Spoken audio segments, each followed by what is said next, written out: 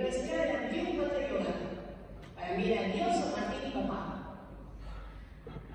Para que se den una idea cuánto yo lo quería, los más grandes se van a acordar, los chiquitos ni lo sabían. En esa época había unos autos, Dodge. Nosotros teníamos un Dodge Coronado, que son los autos viejos, grandes, y mi papá tenía, el propiedad tenía un Dodge Coronado blanco. Y yo me acuerdo que era chiquita, tenía 5 años, me perdía que eran los 5 años, que con mi dedo formaba la palabra que decía Coronado. Yo estaba convencida que ese auto se lo había mandado a hacer a mi papá, que era tan importante que tenía un auto coronado para él. Porque como San Martín tenía un caballo blanco, mi papá tenía un auto blanco que había hecho para él. Un día en el cuartel pasó otro auto, otro Dodge igual, y le digo, papá, mira, hay otro auto igual, y dice, sí, es un auto. Y para mí fue una decepción enorme, porque no era, entonces mi papá no era tan especial que la hacía enorme solo para él. Bueno, ese era más o menos el nivel de amor y admiración que yo tenía por un papá. Esto, a los 25 años, no es mi papá, y mi papá mató a mis papás. Bueno, fue muy difícil, obviamente, aceptar esta historia, porque además es una historia que no tenía nada que ver con mi vida, porque a mí durante 25 años que fui María Sol, me habían enseñado mucho a odiar. Yo crecí en lugares donde se odiaba mucho y con mucha fuerza, en Campo de Mayo, Martín, Campo de Mayo.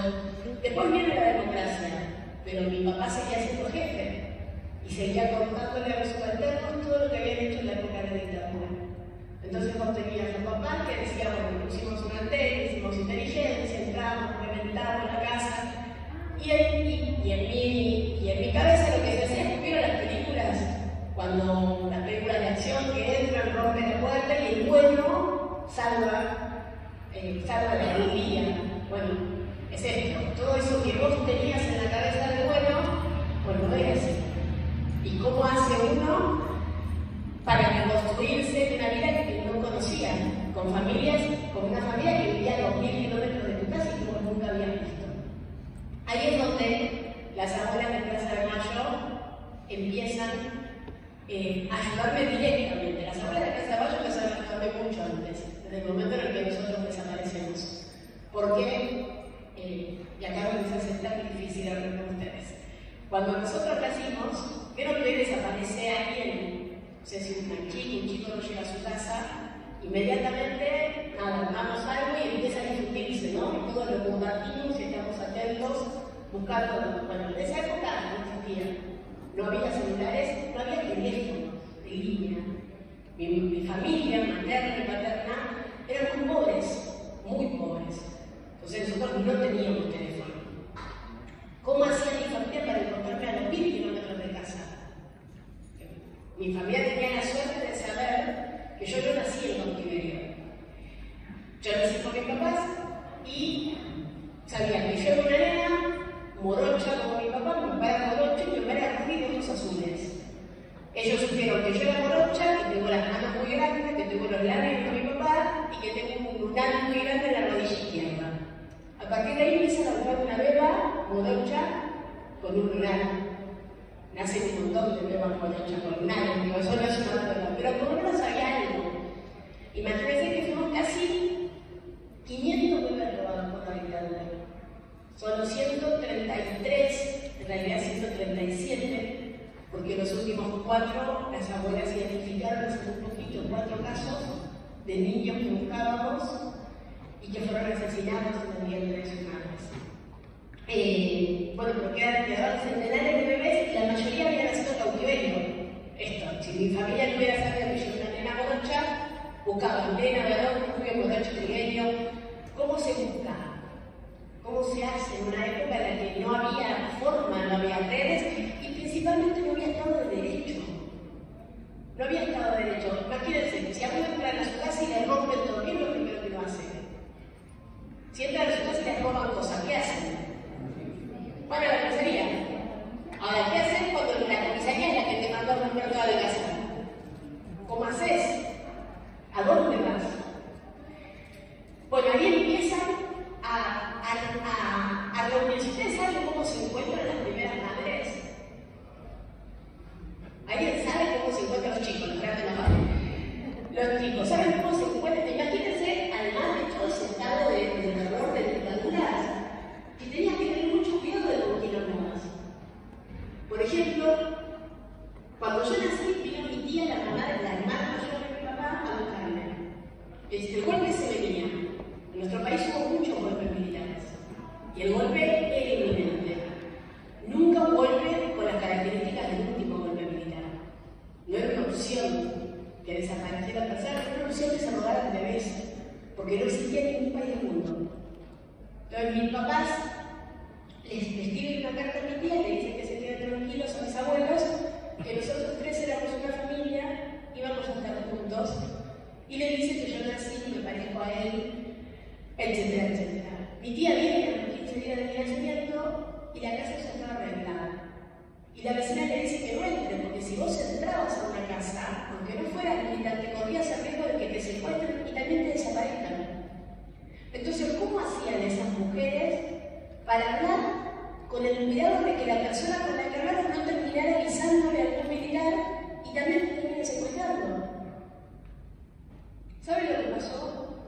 Las madres iban a los juzgados, porque creo que la dictadura interviene el poder ejecutivo y el poder legislativo. No interviene el poder judicial. El poder judicial sigue en la época de la dictadura. Había jueces, había fiscales. Las abuelas, las madres iban y las tenían desde muy temprano hasta muy tarde y nunca les daban respuesta. Y en un momento una madre se da cuenta que en el mismo pasillo esperando hay una mujer que lloraba muy parecido a ella. Se reconocen por el llanto y se anima a preguntarle qué le está pasando y le estaba pasando lo mismo. Y ahí se enteran que hay otras mujeres a las que les estaba pasando lo mismo. Y así nace el primer grupo de madres de Plaza de Mayo, que eran ayudados por organismos anteriores, la Liga Argentina por los Derechos del Hombre, ayudaba a que a lo mejor pudieras hacer una denuncia, que alguien te escuchara y se pusiera al lado tuyo a pensar estrategias para encontrarte. Pero nosotros seguíamos esto, creciendo muy lejos. Mientras mi familia buscaba a Victoria, Tesla tenía un documento que decía que María Sol era su hija. Que María Sol había nacido, María Sol iba a nacer el 29 de mayo, que es el día del ejército argentino, y me hacen nacer un día antes. Y acá hago un paréntesis. Me entero de la verdad a los 25 años, en el año 2000, y le digo a mi apropiador que se había encontrado el grupo biológico. Y mi apropiador me dice, gracias a Dios, y me cuenta que entró a nuestra casa, que él fue el jefe de nuestro operativo, y me dice que mis papás mueren esa misma noche. Y que lo único que él siempre había querido era salvarme la vida. Y yo le agradecí lo que había hecho porque entendía en esa formación de María Sol que ser Victoria no era vida, que ellos me habían hecho persona. A María Sol la bautizan, la retiran de la brigada femenina de San Martín, donde éramos varios bebés, hijos de desaparecidos, todos al cuidado de monjas de una congregación de Morón. Me sacan, mi apropiadora me dice que hicimos unas cuadras con el auto y me quitan la ropa, me cambian todo, tiran todo lo que tenía puesto. Me dice, Mari, para que no tengas nada que recuerde tu pasado. Y me bautizan en el Campo de Mayo. Y en el momento en el que me bautizan en el Campo de Mayo, yo soy persona. Porque ser Victoria era no ser persona. Ellos eran, creo que civilización y barbarie, como el elemento a eliminar. Nosotros éramos el elemento a eliminar, mis papás. Pero ellos decían que nosotros genéticamente habíamos heredado a nuestros padres y que nuestros padres eran, la mayoría, los mejores militantes, cuadros de sindicales, políticos, sociales, estudiantiles. Ellos decían que se habían desviado, pero había que tomar esa genética y reencauzarla para un proyecto de país. Entonces, si ellos nos criaban con los valores que ellos tenían muy lejos de nuestro origen, podían tomar nuestro gen y potenciarlo para eso que ellos soñaban con la Argentina. Eso es la anulación de la humanidad, ¿no? Y yo me parece que esto pasó hace 150.000 años.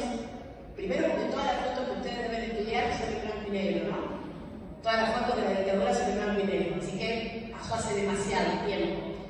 Pero nuestro país tiene una particularidad, y es que nosotros tenemos desaparecidos que están vivos, cualquier lugar.